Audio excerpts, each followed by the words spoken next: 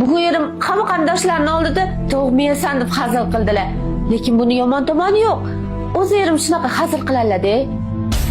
Men gullarni juda ham yaxshi ko'raman, lekin erim bir marta ham gul sovg'a qilmaganlar. Gulga ketgan pul isrofgarchilik deb o'ylaydilar. Men ularni fikrlarini hurmat qilaman, chunki erim ko'p. Men onamnikiga bir oyda bir marta boraman, chunki erim ortiqcha gap-so'z kerakmas deydilar. O'rtoqlarim bilan ham juda ham kam ko'rishaman, chunki o'rtoqlarim erim yoqmaydi. Kecha erim telefonlarda bitta ayol bilan SMS'larni o'qib qoldim. Hech qisi yo'q. Bular oddiy SMS-ku, men ularga ishonaman. Erim menga xiyonat qildilar, lekin men ularni kechirdim. Chunki o'rtada 3 ta farzandimiz bor. Ularga ota kerak-ku. Men farzandlarimni yaxshi ko'raman. Erimni yaxshi ko'raman.